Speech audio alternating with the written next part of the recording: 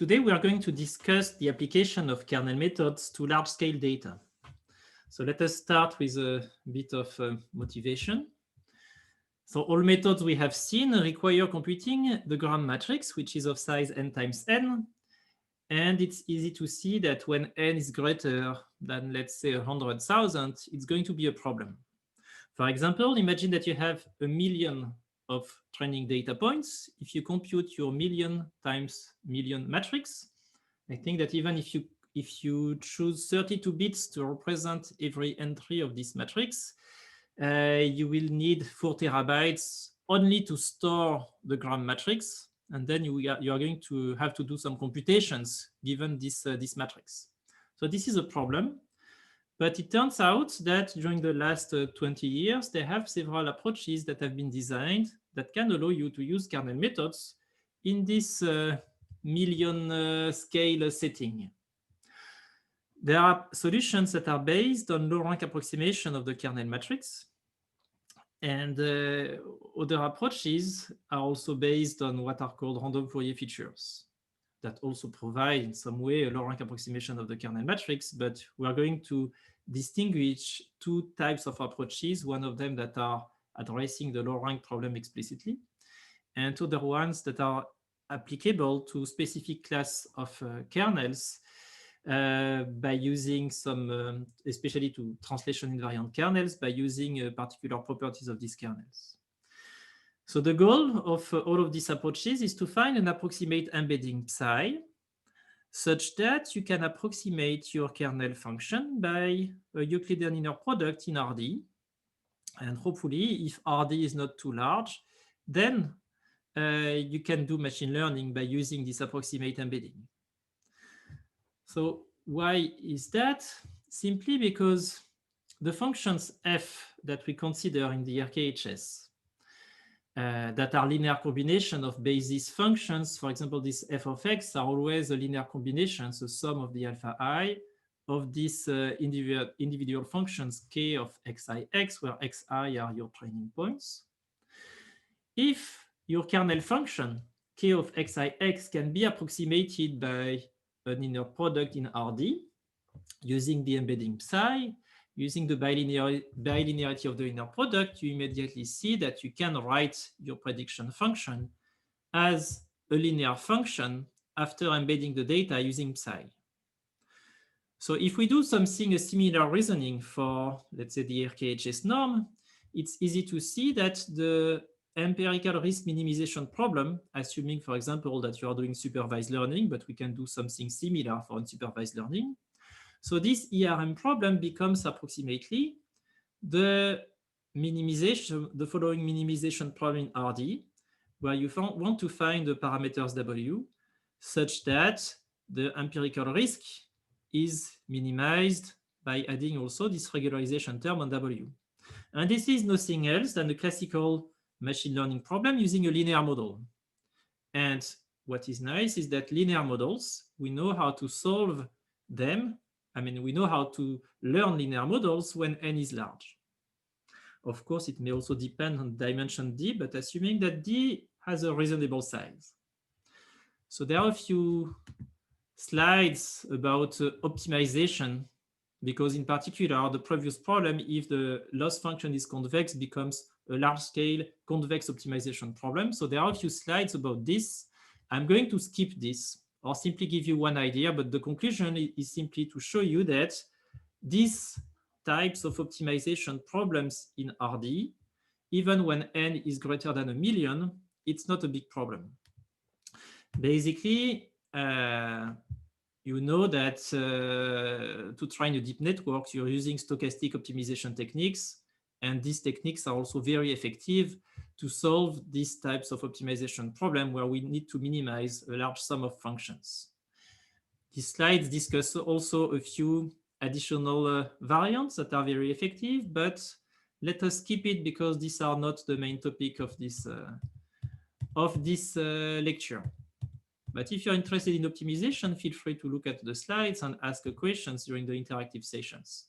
You have, for example, here a slide about stochastic gradient descent, and you have a slide about these variants that also They're called variance-reduced stochastic optimization techniques, such as the SAG algorithms or also variance. But at the end, what we care about is that we know how to learn huge-scale linear problems. So then this is useful to learn with kernels if you have a mechanism that produces you these approximate embeddings. So now these approximate embeddings, I'm going to talk about two classes of approaches. One of them are called the Nystrom approximation techniques, and the other one are random Fourier features. So let us start with Nystrom. So the Nystrom approximation techniques appears in several papers at the beginning of the years 2000. For example, it's popularized by this paper by Williams and Ziegler. There are also similar mechanisms appearing in Smola and Sholkopf and so on. You can look at these papers, they are very interesting. And at least this first one was also motivated for learning with lots of data. So the idea from a geometrical point of view is simple. You have data that you are sending to a Hilbert space where the dimension is possibly infinite. We are going to project the data onto a finite dimensional subspace where the dimension is reasonably small. And we are going to try to find the best finite dimensional subspace such that after the projection, we don't change too much the metric, meaning that the inner product between the projected points has to be close enough to the true inner product between the original points, which corresponds to the kernel value. So consider here a positive definite kernel K. Again, as before, as always, our input space is X, and the corresponding RKHS is H. So there is the RKHS mapping phi, such that K of X, X prime can be written as an inner product between phi of X and phi of X prime. Then assume that you can define a finite dimensional subspace F, which is the span of P anchor points that are simply points in H that we're going to define later, that in practice are in fact functions also that live in the RKHS. So F is defined as the span of P points such that the dimension is at most a P, and choose P to be significantly smaller than N. Then if you can find such a subspace such that the data is not too far from this linear subspace, you are going to be able to work in a finite dimensional subspace and do machine learning at large scale. So that's the main idea. Geometrically, it means that you have the Hilbert space where points X and X prime are mapped to H and are represented by these 2 points phi of X prime. If the low dimensional space F, big F, is the span of the anchor points represented by these small crosses here, we are going to do an orthogonal projection onto this space and work inside this subspace.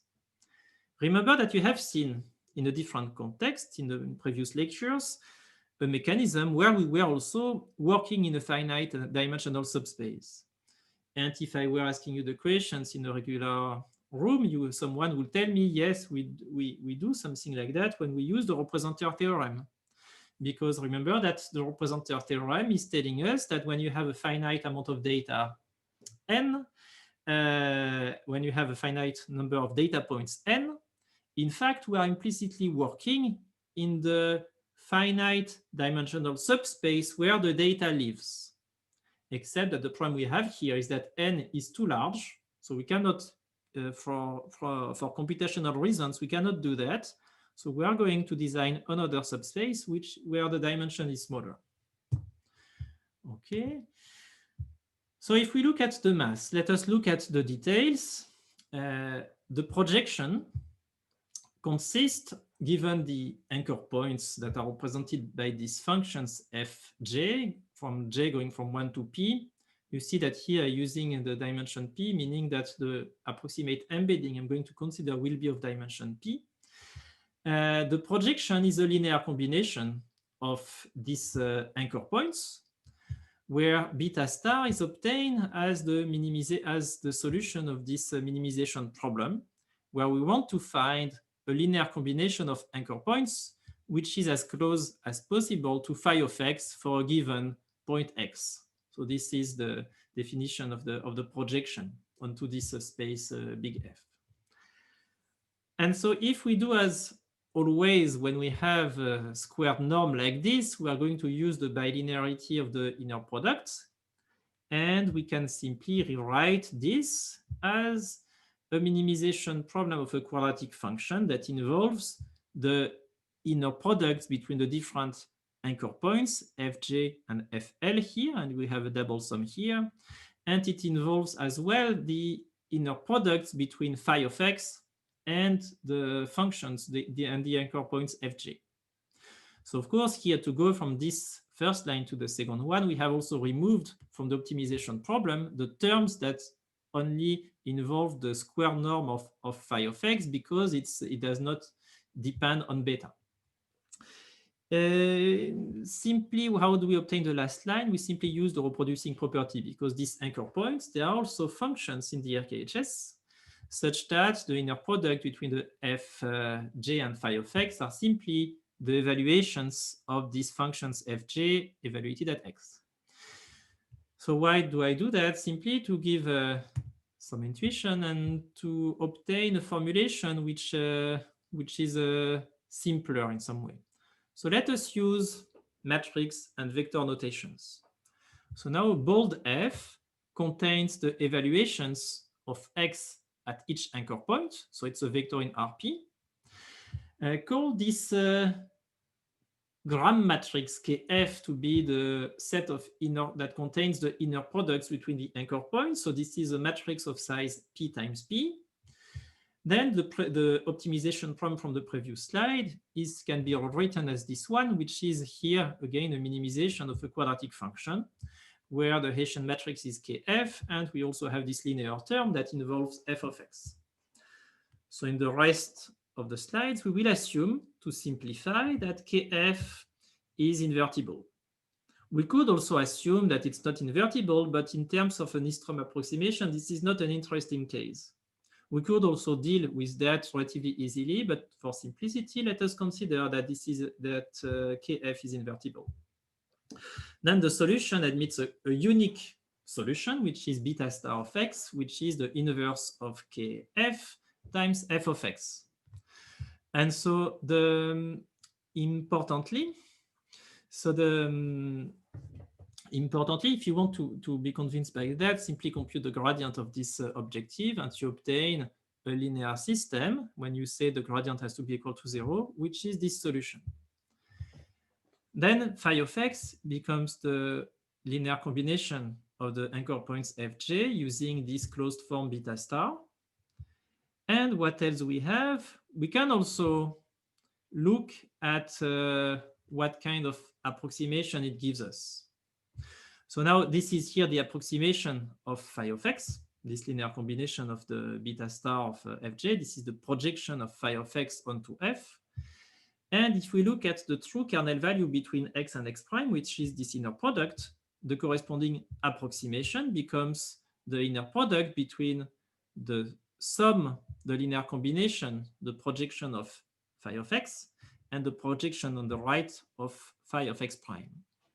So as always, we use the bilinearity of the inner product. We get a double sum here that is simply equal to beta star of x times Kf times beta star of x prime. So why do I do that? Simply because you will see where I want to come.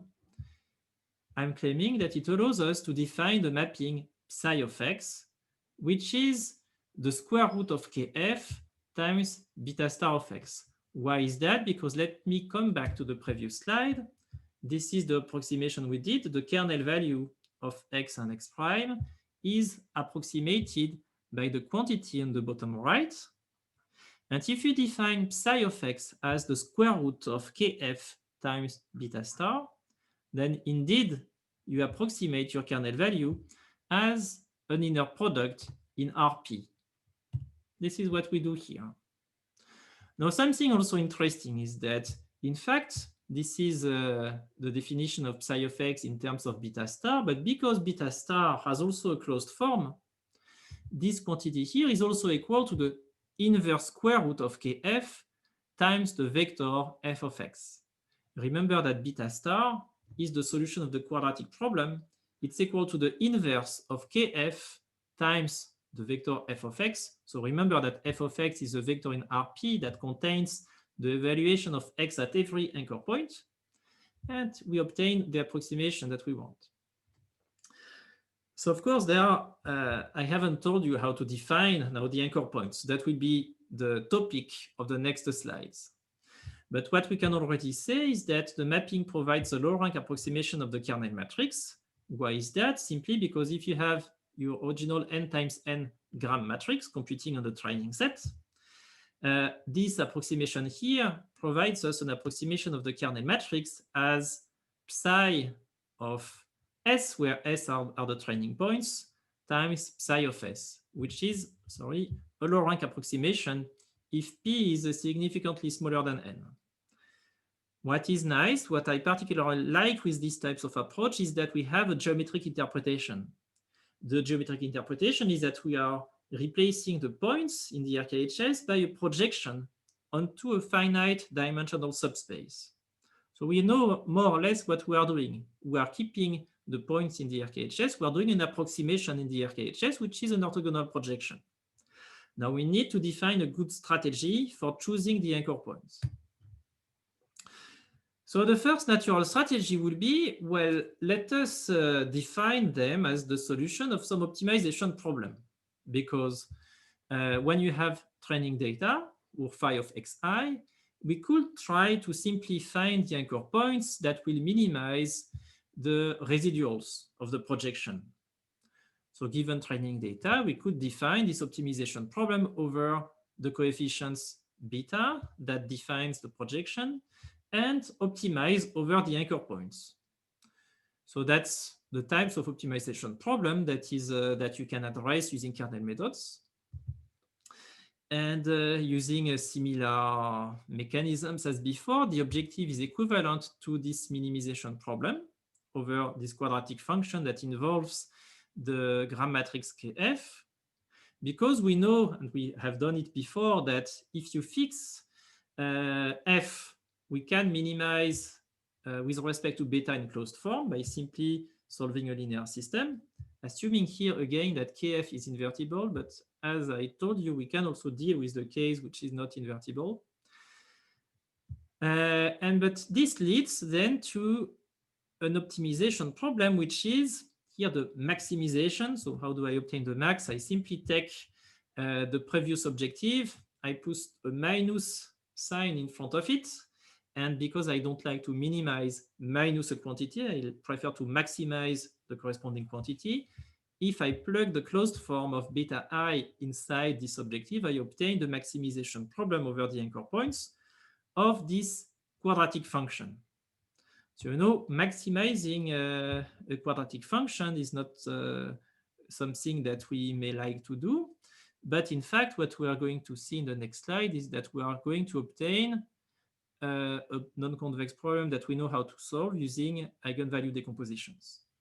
And in fact, this will be equivalent to doing kernel PCA. So here it's a small spoiler about what is going to happen in the next slides. So keep in mind that this is what we do. We have the inverse gram matrix Kf, and we want to find anchor points that maximize this quadratic function, quadratic, with respect to the f of xi. So let us work a bit more to obtain kernel PCA. So remember that the objective is the following one.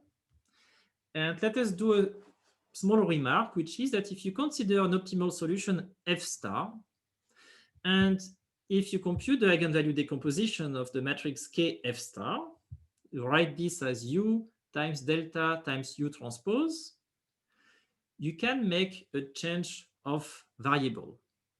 Define, for example, the functions g star that are simply equal to the inverse square root of delta times U transpose times f star of x.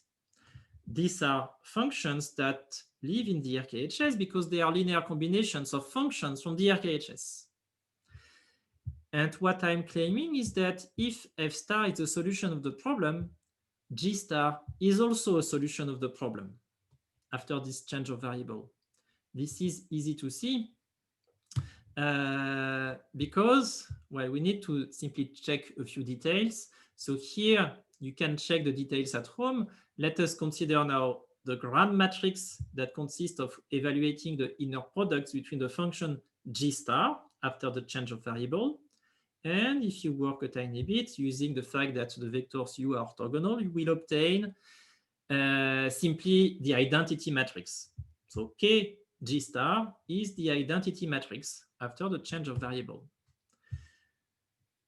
So that means that if I again compute a solution F star of this problem, then if I simply use this change of variable, I observe that this term here is equal to simply G star of xi times G star of xi, because K G star is the identity.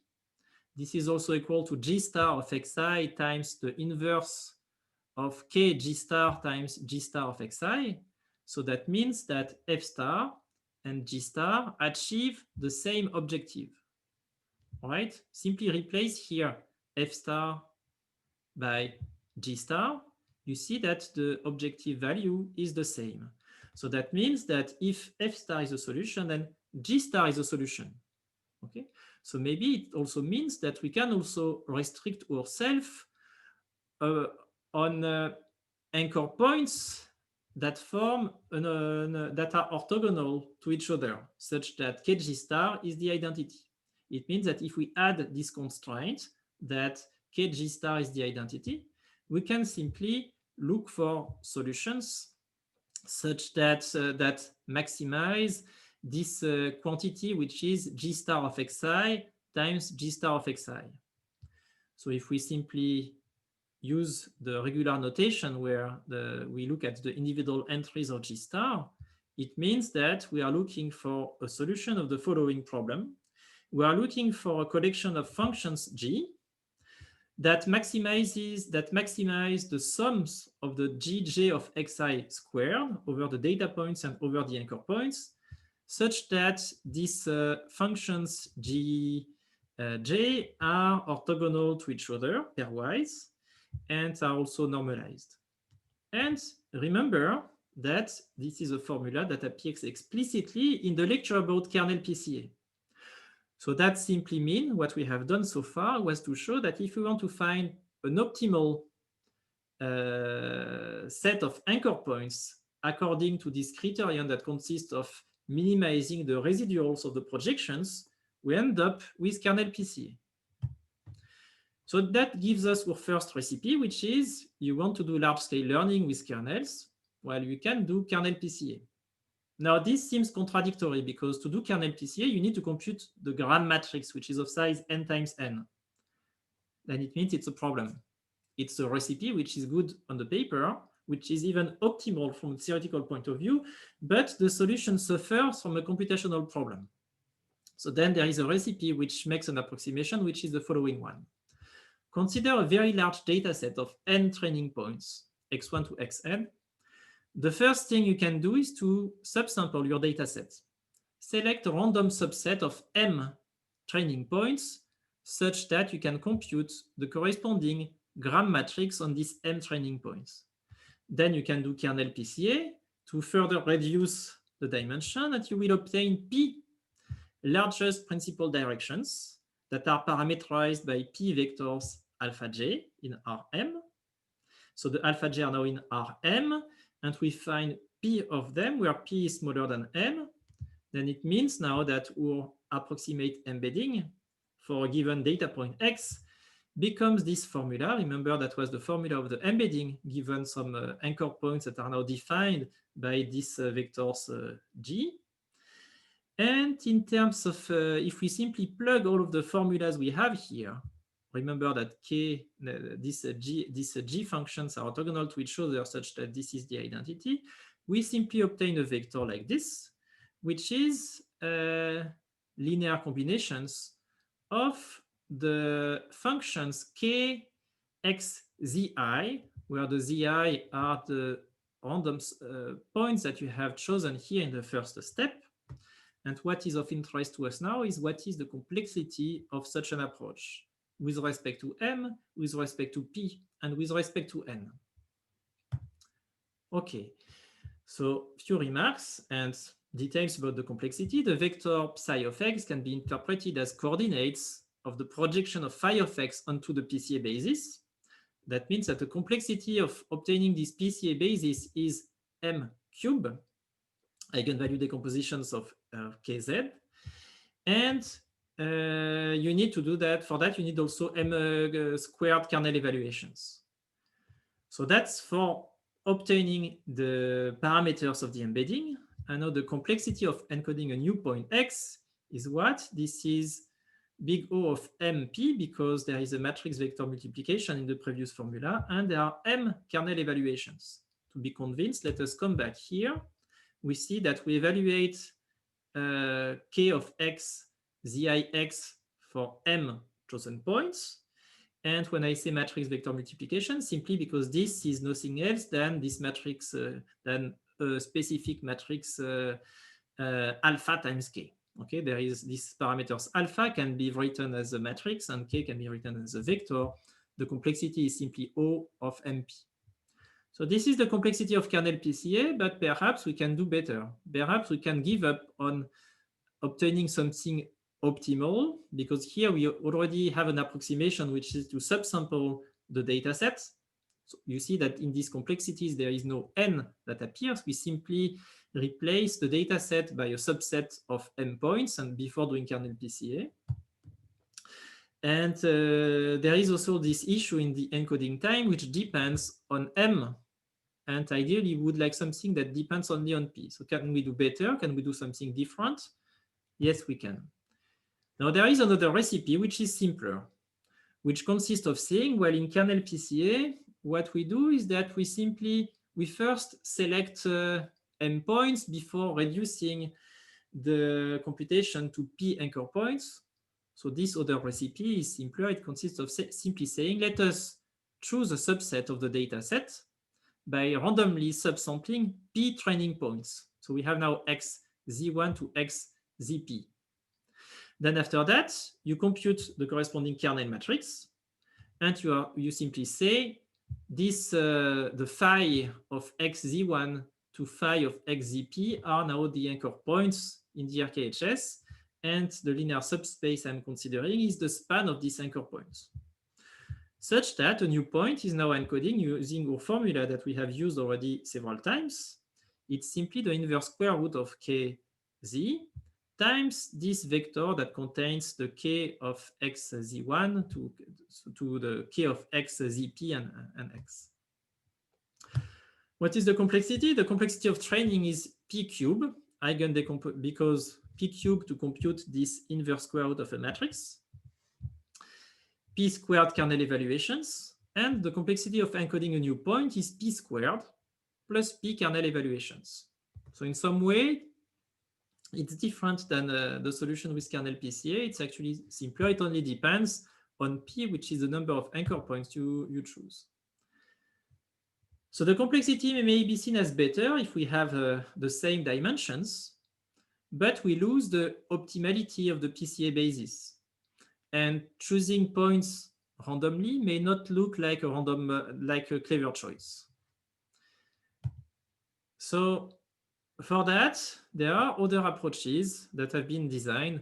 So I'm going to comment briefly on this one because I don't want to give you too many technical details on Nystrom's approximation, but instead of choosing the points that defines the Nystrom approximation at random, there are approaches that build them sequentially in a greedy manner, meaning you are going to build a Nystrom approximation with 1 point, 2 points, 3 points, up to p points, and each time you are going to add a data point that is considered to be useful to represent well the data. So I'm going to give you briefly the idea. So remember the objective when you have fixed anchor points that are So assume, for example, that z is equal to xz1 to zk. Here there is a typo here that I'm noticing. This is not xj, this is xzj. So this is here one of the anchor points. So remember that a new data point x is encoding by minimizing this residual with respect to the coefficients beta. If you work a bit and change the notation, something we did before,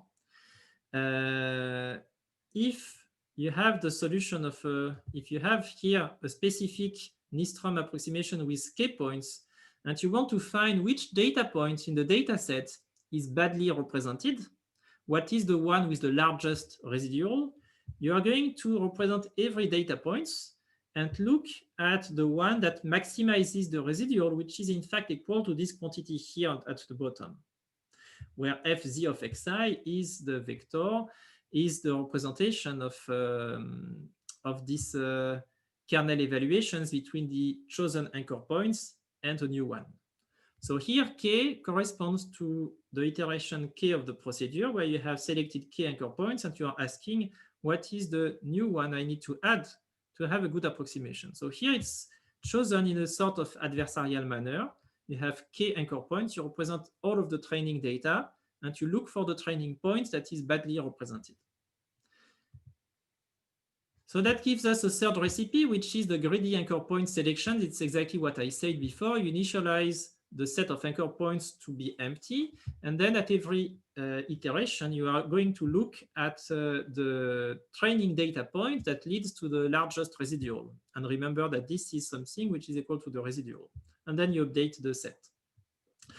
So it may look like this is very costly, because if we do this in a very naive way, what we need to do here is to compute n terms that involves k squared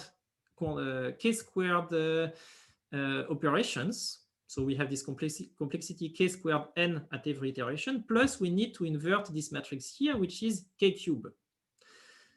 This is not something reasonable to do, because at the end, the overall complexity will be p to the power of 4. That's not what you want. But it turns out that there are a few simple linear algebra tricks that are presented in the next slides, which are based on something called, it appears if you Google the matrix inversion lemma, you will find some things like this.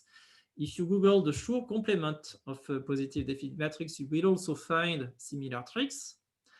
I don't want to give too many details, but the trick is that if you consider a set z prime, which consists of adding a new point z to a previous point set big Z, if you need to, you can compute relatively efficiently the inverse of this new Gram matrix by exploiting the inverse of the previous matrix. So here we have kz, and here we have kz prime. If you look at this at home, you will, and you ask yourself what is the complexity of the resulting approaches, you will see that you can compute the inverse of the new Gram matrix in k squared operations instead of k cube, such that at the end, you will pay only a price of p cube instead of p to the power of 4. So that's good. And we can also look at the rest, and what we at the end obtain is that the total training complexity is p squared times n operations and p times n kernel evaluations. It may look a bit larger than the random selection approach, but you have an approach which does not select the anchor points randomly. Now, it turns out that personally, this is not what I will advise you to do. What I will advise you to do, if your data lives in a Euclidean space, if your data lives in RD, is to do something simpler, very simple, that consists of choosing anchor points, of generating anchor points that intuitively represent well your data in RD. So what is a very natural way to do to generate points that represent well your data? Well, what you can do is to do a k-means algorithm. And then the centroids would be seen as points that represent well your data. So that's this fourth recipe, which is you perform the regular k-means algorithm on the training data, you obtain p centroids, And then you define the anchor points as the centroids, as the mapping of the centroids to the RKHS, and then you perform the classical Nystrom approximation. I have found that at least when P is relatively small, it works much better than the random selection approach. When P is large, it's more or less the same in many cases. But what I like with this approach is that it's very simple, and empirically, in many cases, it's pretty effective. I cannot guarantee you that it will be good in all cases, but this is something relatively practical that I will encourage you to use if you have a problem. For example, you have lots of data points using the Gaussian kernel. It's relatively reasonable to do this approach. The concluding remark on the Nystrom approximation is that everything I have said about the greedy selection rule, in fact, it's also equivalent to something called the incomplete Cholesky factorization of the kernel matrix. So for that, I encourage you to look at these papers that will explain that. These techniques, they also produce a low rank approximation of the kernel matrix. It's something we have explained at some point. What is nice, I repeat that many times, is that this approach has a geometric interpretation in terms of learning a finite dimensional subspace where we project the data. That means that you are making an approximation by changing the points that live in the RKHS to a different point that still live in the RKHS. And this is, in fact, not something that is, this is not a property which is shared with other approaches. For example, the next method that I'm going to present, random Fourier features, are producing embeddings that do not correspond to points that live in the RKHS.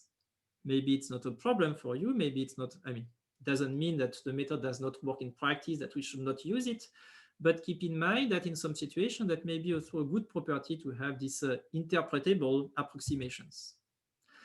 Now let us move to random Fourier features. It's a different types of approach that applies to shift invariant kernels. So for that, I assume that you have seen parts of the lecture about shift invariant kernels, and that you remember that when you have a kernel K that can be written as a kappa of x minus y, where that simply takes as an argument the difference between x and y.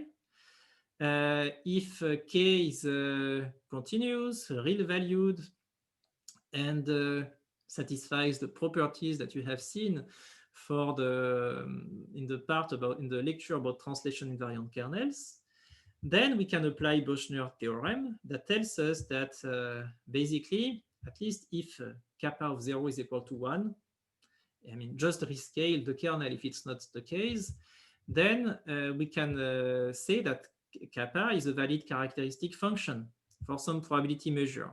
That means that kappa of z can be written as the expectation over some probability measure w of this sinusoid complex sinusoid function. Indeed, again, with the right assumptions on kappa, I don't want to repeat them because they were already in the previous lecture. You can write kappa of x minus y as the integral of this product of complex sinusoids involving here the Fourier transform of the function kappa, which is non-negative, real valued, and because we have kappa of 0 equal to 1, you can check by yourself that it will mean that the following density, Q of W, is indeed a probability density, meaning it will sum to 1. For that, you need to have the normalization factor here. Okay. So after we do that, when you write something like this as an integral, then it means that when what is a classical way of approximating an integral? Basically, you can simply do a Monte Carlo technique that will simply sample RD to approximate the integral as a sum. And after you do that, you will see that you will naturally obtain an embedding. So let's do the steps, and the steps require a few technicalities, in fact, that are left as an exercise. It's actually not that easy to do, but anyway, let us start with our formulation of kappa of x minus y written using the Fourier transform of kappa hat, which is kappa hat. Given the definition of the previous density Q and the fact that we have here a real value, we can simply take the real part of this because the imaginary part is equal to 0. So we get a cosine of W transpose X minus W transpose Y. You should have seen in high school that and used your favorite trigonometric formula that this can be simplified, and basically you can decouple the part on X and the part on Y by using this formula. If you use another trigonometric formula, which is a bit more involved, that but which is true, you can simply trust me here or work on this as an exercise at home, that you can also rewrite this integral involving these sums of product of cosines and sines as another integral where b here is simply a variable here that you integrate between 0 and 2 pi that correspond to some phase, if you like, inside this cosines formula. After we do that, we can write this as an expectation of when W is drawn according to this density Q of W.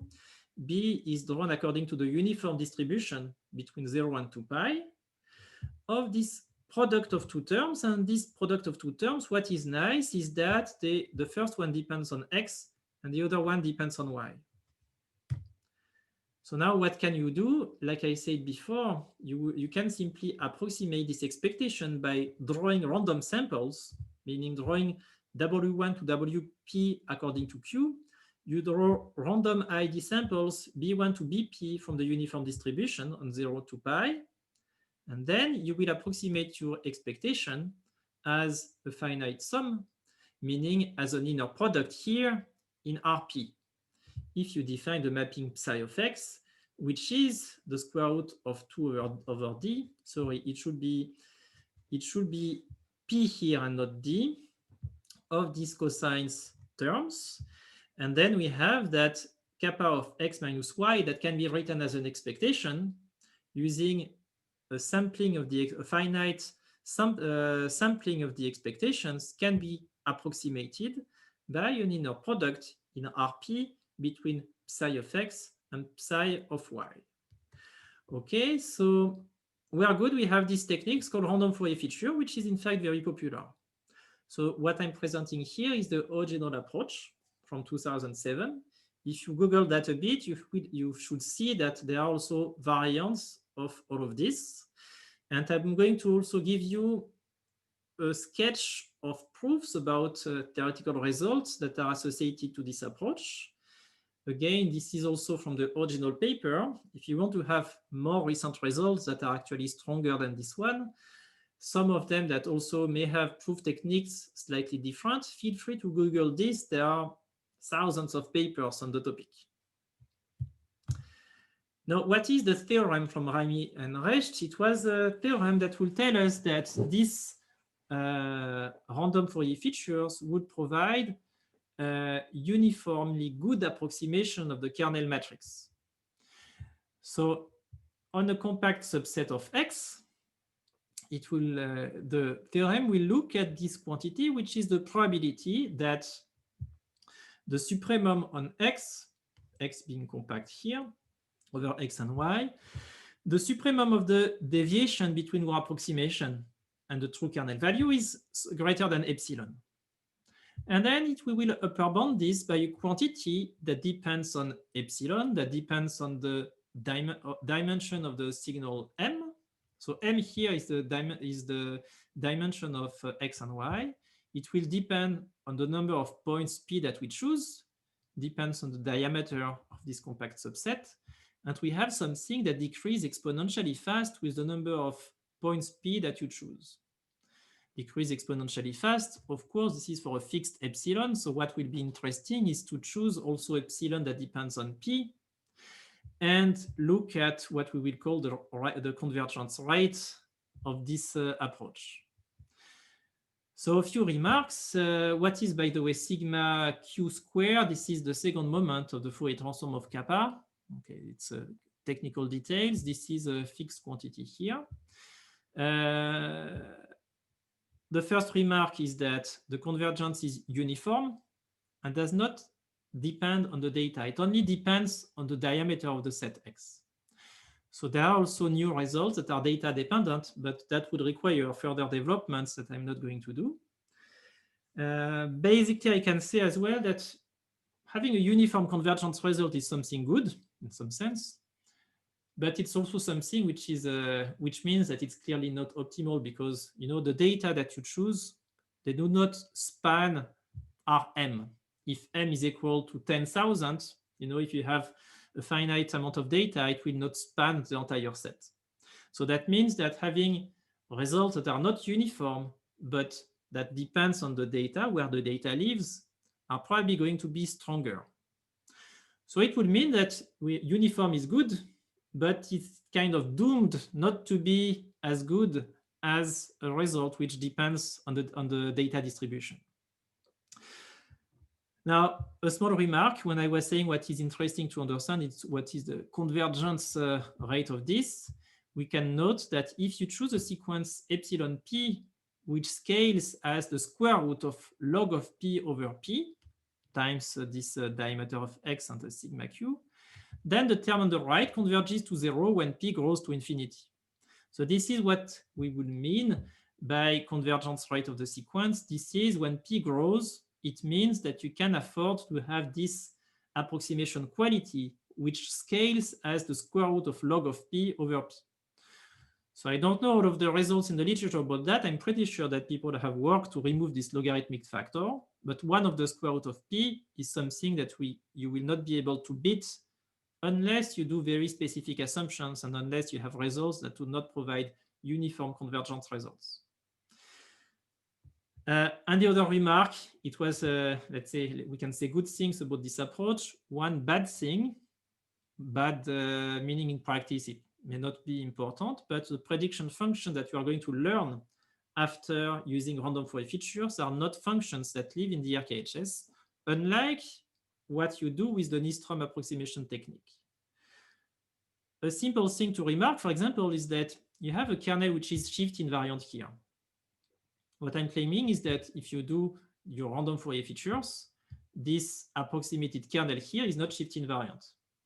It can be approximately shift invariant, but the fact that it is not shift invariant shows that there is still a discrepancy between the properties of the original kernel and its RKHS and the properties of the embeddings that you are computing and the properties of the prediction functions that you are going to learn using this embedding. There is a last slide where I'm going to give you simply a few ingredients of the proof, and if you want to know more, you can look at the original papers. So what are the original ingredients of the proof? So I think that the ingredients are interesting. Interesting simply because they refer to classical techniques in statistics. At least for me, when I learned about this is a part that I found interesting. The ingredients of the proof start by looking at a fixed pair of points, x and y, and it consists of upper bounding the deviation between the true kernel and its approximation. So this deviation, we call it f of x, y, by using Hoeffding's inequality. So that's something you can check in classical textbooks when you do this approximation of the expectation using simply sampling your integral. You can obtain this inequality that tells you that the probability that the deviation is greater than epsilon is smaller than this quantity that decreases exponentially fast with p when epsilon is fixed, and that basically depends on p times epsilon squared. Now, this is something that you can obtain for any fixed pair of points. It does not give you anything uniform. So how do we relate all of these relations that you can obtain individually for every pairs of points? What is classical to do is to first go from this infinite number of points to a finite number of points. And for that, you consider what is called a net of your space, which is a set of balls of radius r that covers, it's basically more or less x, but since we consider the differences between x and y, it will cover the set of points that live in x minus big X minus big X, means the differences of 2 points in the input space. So it's possible to show that you can, given a radius r, you can cover this space with at most this number of balls. It's something that grows exponentially with the dimension. It's not surprising. It grows with the diameter of the set, also not surprising, and also it also decreases with the radius of the ball, also not surprising. So you can do that, and it's classical to show that you obtain this number of balls. And if you consider the centers of these balls, you have a finite number, which is large, but it is still a finite number. We'll call them the centers xi minus yi, okay, because in this set, they correspond to differences of points. And now that we have a finite number of points x of the form fx xi minus yi, we can apply Hövding's inequality to each of these pairs. And to get something uniform over the balls, we can look at the probability that uniformly over these balls, the deviation is greater than, now we look at epsilon over 2 for technical details instead of epsilon. And the simplest thing you can do is to do a union bound, okay, to go from the supremum to a sum of probability events. So we have this union bound, which may be a bit crude, but it will still give us the result that we want, in fact. So we have this sum now over these quantities, and these quantities, it's something we had studied here. We immediately obtained that this is smaller than 2 times the term here. We replace epsilon by epsilon of 2 times t, which is the number of bounds. And what you do to conclude that? Well, there are a few technical steps to follow, which is to, now that we have something which is uniform on the centers of the balls that cover your space, then you need to control the probability for the points xy that are not the centers of each ball, but that live inside each ball. It's probably to control this and then adjust the radius r here that is hidden in this quantity tp, t here. And it turns out that this recipe gives you the result that I presented a few slides ago.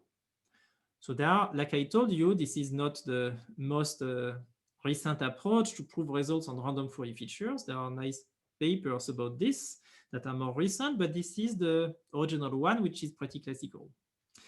And that's it for today. So the next lecture will be about relations between deep learning models and kernel methods.